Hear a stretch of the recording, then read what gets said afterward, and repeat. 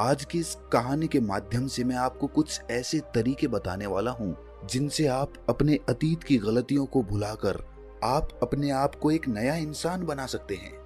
जो लोग खुद पर संदेह करते हैं, अपने ही विचारों में उलझे रहते हैं, अतीत की गलतियां, अतीत के कर्म उन्हें परेशान करते रहते हैं, उनके लिए ये तरीके वरदान साबित होंगे। तो चलिए एक कहानी शुरू करते हैं। जीवन में 30 साल मेहनत करने के बाद भी जब इंसान को उसके कर्मों का फल नहीं मिलता तो वो अंदर से निराश हो जाता है। कुछ ऐसा ही एक सन्यासी के साथ हुआ था। उसने सन्यास ये सोचकर ग्रहण किया था कि मैं सत्य की खोज किसी भी कीमत पर करके ही रहूंगा।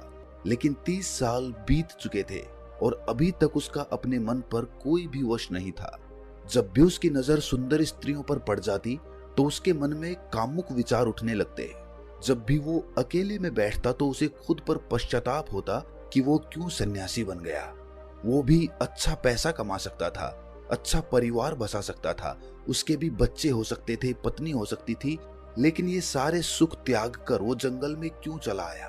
और इसी तरह के विचारों से वो बहुत ज्यादा नकारात्मक हो गया था। छोटी छोटी बातों पर गुस्सा आ जाना, किसी कामयाब आदमी को देखकर अंदर जलन पैदा होना, और इसी तरह के नाना प्रकार के विचार उसे परेशान करते रहते थे। और इन्हीं विचारों से वो इतना परेशान हो गया कि उसने आत्महत्या करने का फैसला कर लिया। वो चाहकर भी अपनी पुरानी जिंदगी में वापस नहीं जा सकता था, क्योंकि उसने सबके सामने संन्यास लिया था। और संन्यास लेने के बाद इंसान का घर परिवार सब कुछ पीछे छूट जाता है। वो एक पहाड़ी के ऊपर खड़ा हुआ था और नीचे देखते हुए उसके मन में अभी भी वही विचार चल रहे थे कि अगर मैंने अपने जीवन में सही फैसले लिए होते तो आज मुझे आत्महत्या करने की जरूरत ना पड़ती। जब वो पहाड़ी से छलांग लगाने वाला था तभी खुशकिस्मती से वहां पर एक और सन्यासी पहुंच गया। जब उसने उस सन्यासी को पहाड़ी पर खड़े हुए देखा तो उसे समझते देर ना लगी कि पूरा मामला क्या है। इस वृद्ध सन्यासी ने चिल्लाकर उस युवा सन्यासी से कहा कि बनते, जहां छोड़कर जा रहे हो वापस वहीं से शुरुआत करनी पड़ेगी। सोच लो।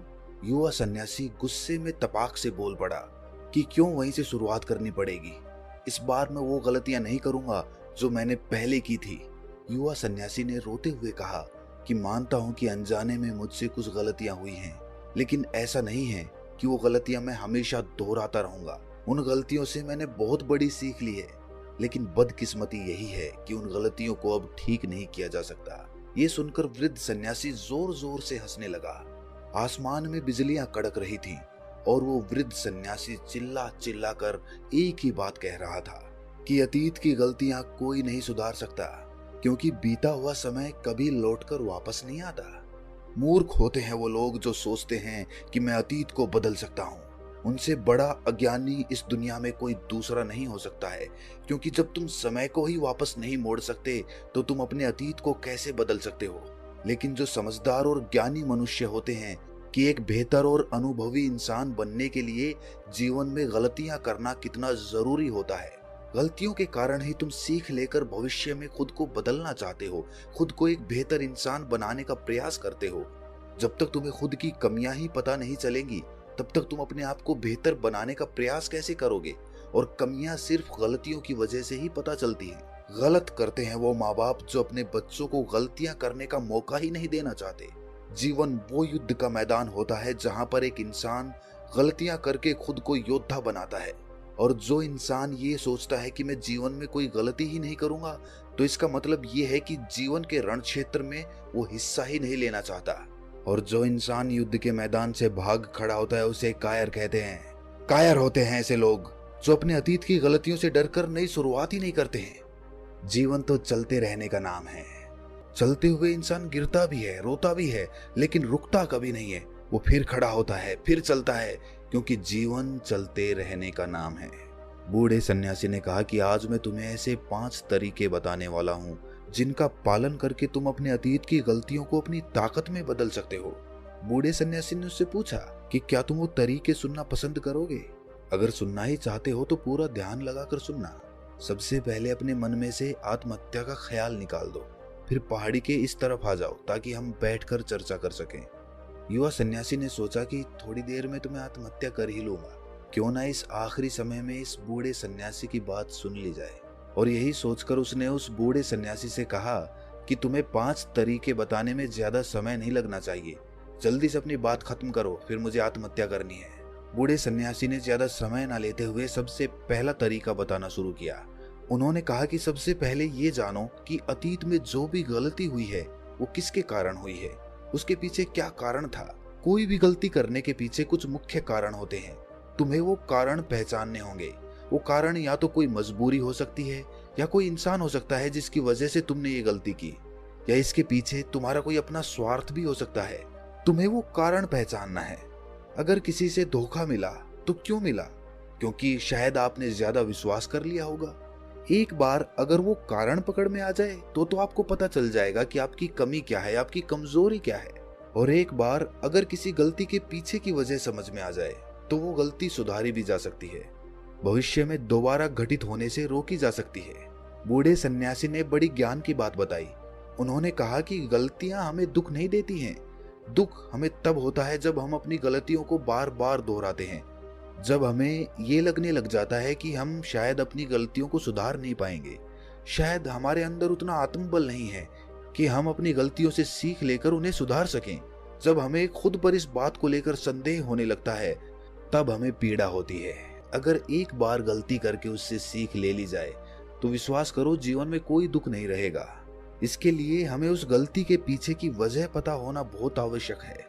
जब खाली बैठकर चिंतन करोगे तो इतना कठिन नहीं है ये ढूंढना। और एक बार अगर उस गलती के पीछे की वजह समझ में आ जाए तो फिर ये दूसरा तरीका काम आता है।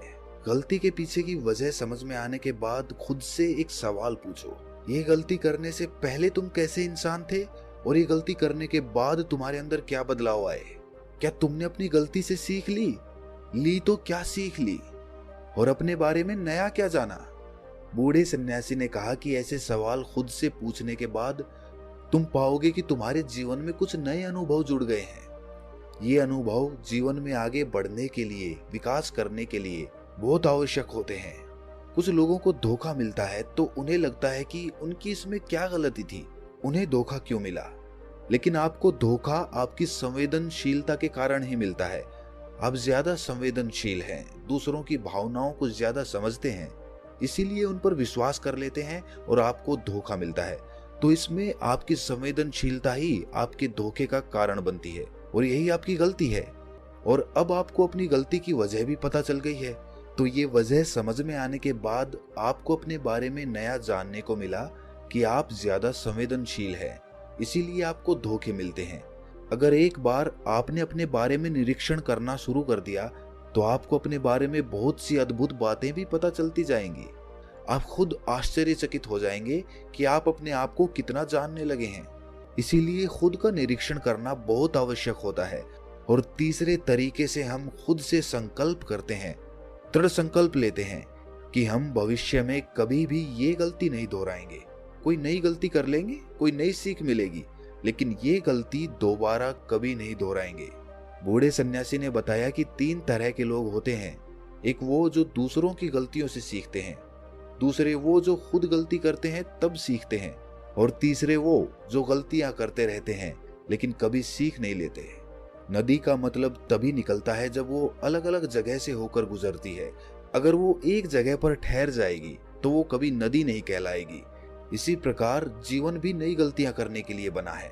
इसीलिए जो गलती तुमने एक बार कर दी तो उसके बाद खुद से दृढ़ संकल्प ले लो कि कोई नई गलती होगी तो ठीक, वरना ये गलती जीवन में कभी नहीं दोहराऊंगा।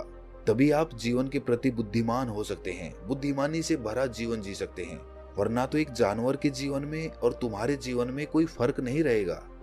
चौथा तरीका बताते हुए सन्यासी ने कहा कि कई बार हमें अपनी गलतियों का पहले ही एहसास हो जाता है। गलती होने से पहले ही हमें पता चल जाता है कि हमसे गलती होने वाली है। इसीलिए अगर गलती होने से पहले आपको एहसास हो रहा है तो आप बहुत खुशकिस्मत हैं और आप उस गलती को होने से रोक सकते हैं। ब्रह्मांड हमें संकेत देता है, हम सब ने महसूस भी किया होगा, लेकिन हम फिर भी उसे नजरअंदाज कर देते हैं, जिसका परिणाम हमें भविष्य में भोगना पड़ता है। धीरे धीरे जब आप अपने अतीत की गलतियों से सीखने लगते हैं तो आपका अनुभव बढ़ने लगता है, जीवन के बारे में समझ पैदा होती है, और जब समझ पैदा होने लगती है तो गलतियों को होने से रोका जा सकता है। अपनी बुद्धिमानी का इस्तेमाल करिए, चिंतन करिए कि कोई भी काम आप कर रहे हैं उसका परिणाम क्या हो सकता है, क्या ये कोई गलती तो नहीं कहलाएगी। और इसी तरह आप जीवन के लिए परिपक्व बनते जाते हैं। यही आपका विकास है। और सभी मनुष्यों को यहाँ से होकर गुजरना ही होगा, वरना तो जीवन वहीं पर ठहर जाएगा, आगे नहीं बढ़ेगा। आगे बढ़ना है तो इस तरीके की प्रणाली अपनानी होगी। आखिरी और सबसे महत्वपूर्ण सीख, अगर तुम गलतियों से अनुभवी इंसान बन चुके हो तो अब तुम दूसरों के लिए मार्गदर्शक का काम कर सकते हो, दूसरों के लिए दीपक बनकर उन्हें रोशनी दे सकते हो। आखिरकार हम वैसे ही बन जाते हैं जैसा हम सोचते हैं, और जब आप दूसरों की सहायता करने की सोचते हैं तो आप खुद एक बेहतर इंसान बनते चले जाते हैं। फिर प्रकृति आपकी सहायता करती है, ब्रह्मांड आपको रास्ता दिखाता है, और आप जब मानव जाति का कल्याण करने के कार्य में लग जाते हैं तब वो शास्त्रों में सबसे श्रेष्ठ कार्य माना जाता है। इससे श्रेष्ठ कार्य कोई हो नहीं सकता है। जो मनुष्य समस्त जीव जंतुओं और मानव जाति के कल्याण के बारे में सोचते हैं, ऐसे लोग परमात्मा तुल्य हो जाते हैं। उनके मन में करुणा और प्रेम उत्पन्न होने लगता है, और परमात्मा करुणा और प्रेम का ही दूसरा नाम है। ये प्रवचन सुनकर वो युवा सन्यासी उस बूढ़े सन्यासी के चरणों में नतमस्तक हो गया। ऐसे निर्मल और जीवन को सार्थक बना देने वाले ज्ञान को पाकर उसकी आंखों से धन्यवाद के फलस्वरूप आंसू बहने लगे थे। अगर आपको भी आज का ज्ञान महत्वपूर्ण और कुछ अद्भुत लगा तो धन्यवाद फलस्वरूप आप भी इस चैनल को सब्सक्राइब करके नोटिफिकेशन बेल को जरूर प्रेस कर देना। तो मिलते हैं अगली कहानी में, तब तक के लिए अपना ख्याल रखें।